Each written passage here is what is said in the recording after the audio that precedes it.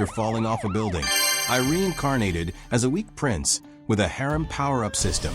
It starts like any other morning. Tired eyes, cold air, the distant hum of a city that never really sleeps. I tap both cheeks, once, twice, just to remind myself I'm awake.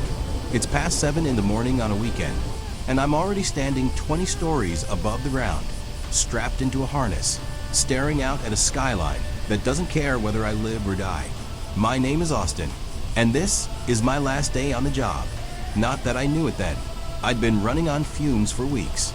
Project after project, shift after shift. No real rest in between. But today was supposed to be simple. Quick even. Move a few materials, secure a few panels, get out before the rain. That was the plan. Except James called in sick. Again. So there I was, alone on the scaffolding, carrying the weight of 2 men, watching the sky slowly bruise into something dark and threatening. The weather forecast had lied. The clouds were rolling in fast.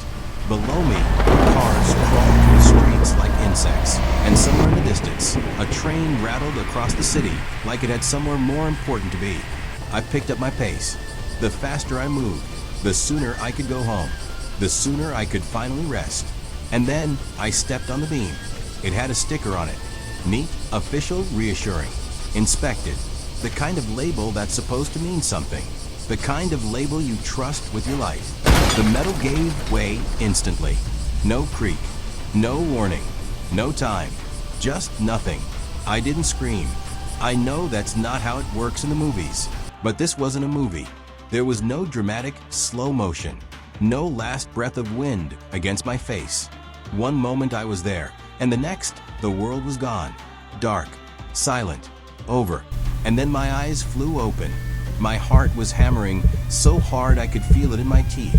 The fall replayed itself behind my eyes in vivid, brutal detail. Over and over.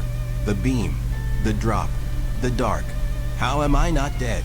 I wasn't in a hospital. I wasn't anywhere I recognized. I was lying on a futon in a room that looked like it had been pulled from another century entirely.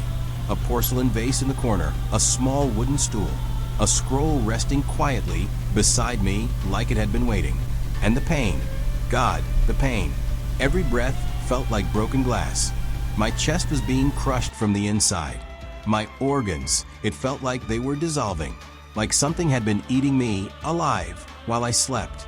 Then it appeared, a blue panel, hovering in the air, right in front of my face, initiating binding to host. I blinked. It was still there. Warning. Binding disrupted. Analyzing host's body. Poisonous substance detected. Poison. Not the fall. Not shattered bones or internal bleeding. Poison. The panel continued scrolling, calm and clinical, as my body began to heat up from within.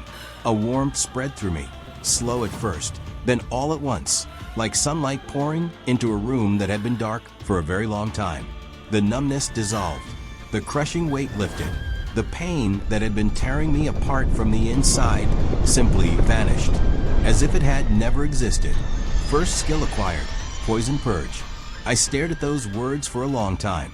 In another life, the life I remembered, systems like this only existed in web novels, in light novels, in the kind of fiction you read at 2 in the morning when the world feels too ordinary and you want to be somewhere else entirely.